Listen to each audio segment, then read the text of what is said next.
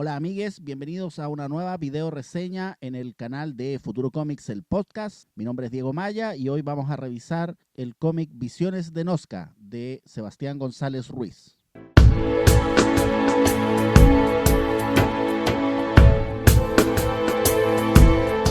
Visiones de Nazca es una saga bélica que toma inspiración visual de los eventos de la Primera y Segunda Guerra Mundial, además de la historia reciente de nuestro país. Sebastián González es un artista visual con un background en diseño, hijo del ya legendario Mono González, famoso muralista chileno. Visiones de Nazca se publicó inicialmente en mi fanzine, Futuro Comics, allá por el año 2008. Después, obviamente, cuando el Futuro Comics fue expirando como fanzine, Sebastián buscó, mantener esta historia viva y publicó esta primera edición, que es la que tengo acá en mis manos, que se llama Sombras desde el mar.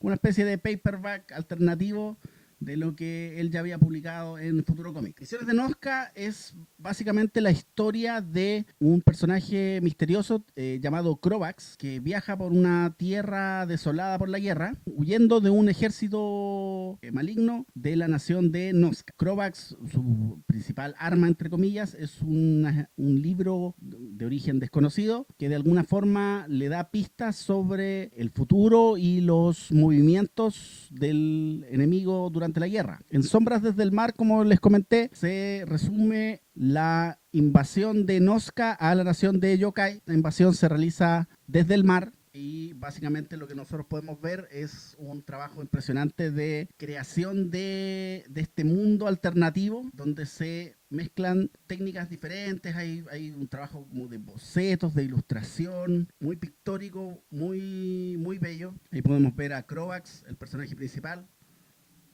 Hay una clara influencia del diseño europeo en su vestuario y en su maquinaria, muy Moebius. Me fijé releyendo este material que muchas de las viñetas se nota que son dibujadas de forma independiente y después se unen en este collage para formar las páginas, como si fueran postales de un tiempo pasado, de un mundo que ya no existe.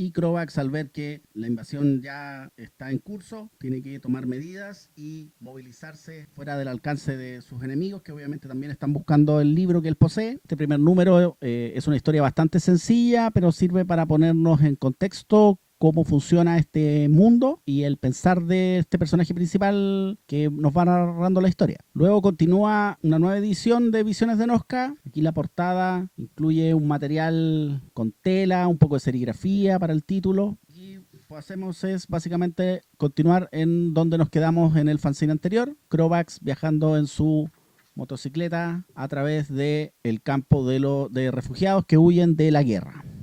Vemos ahí la ciudad de Yokai, que ya fue conquistada por los nazcanos.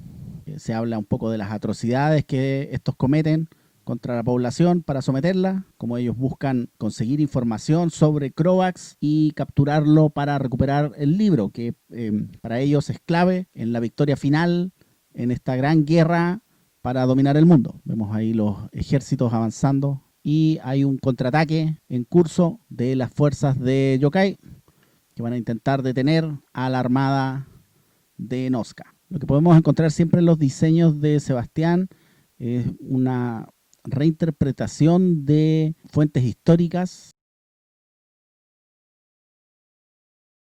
Hay mucho más acción en este número. Hay claramente una yuxtaposición de la batalla en el aire con las vicisitudes de Crovax en tierra. O sea, aquí vemos a Crovax y el libro que le da las pistas de lo que él tiene que continuar realizando en los siguientes episodios. Una particularidad de Visiones de Nazca es que no se queda sujeta a un formato definido y durante el transcurso de los años se ha ido transformando. Aquí estamos en Chorkai, es la nueva nación sometida por Nazca. Vemos aquí un muro que separa a la nación en el fondo de sus aliados. Se encuentra bajo estado de sitio y Crovax se encuentra tratando de descifrar cuáles son las intenciones de los villanos noscanos. Y aquí tiene un encuentro con un miembro de una especie de resistencia y emprenden un viaje fuera de la ciudad para conocer cuáles son los planes de esta resistencia contra los noscanos.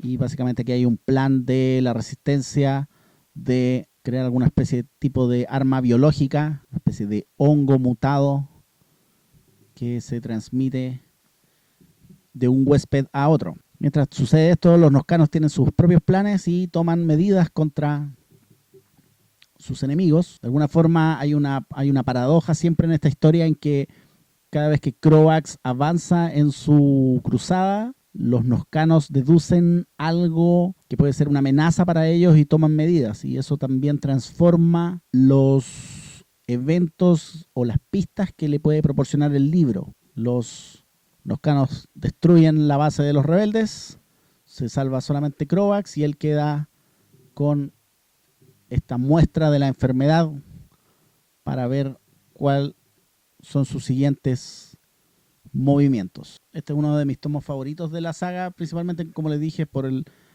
formato. Creo que le hace muy bien a Sebastián tener esta amplitud para poder presentar su historia.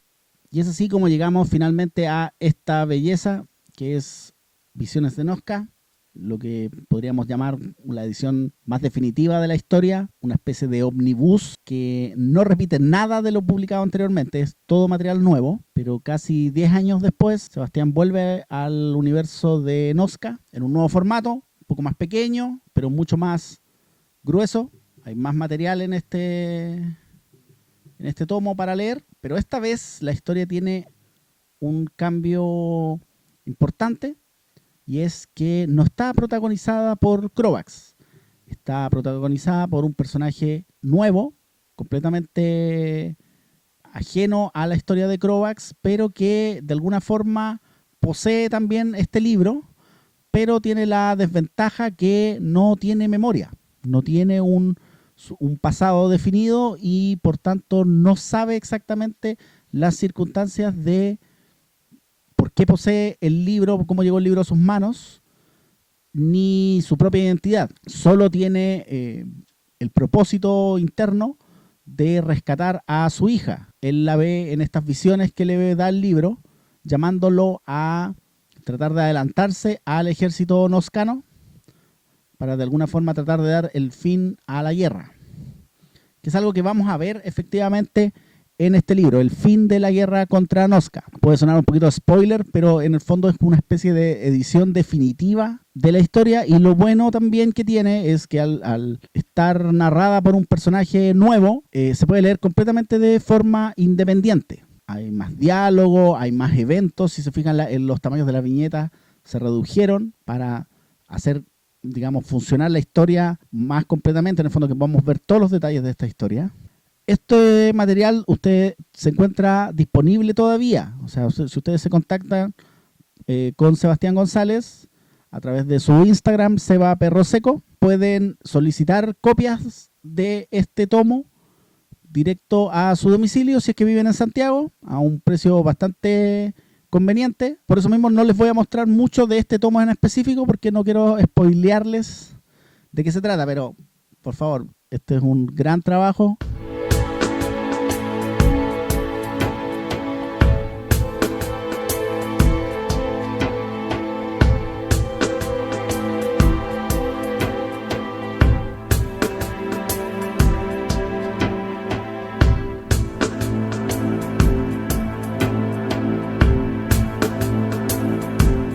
Bueno, amigues, eso es todo por esta video reseña. Espero que les haya parecido interesante esta inmersión en el mundo de Visiones de Nazca de Sebastián González.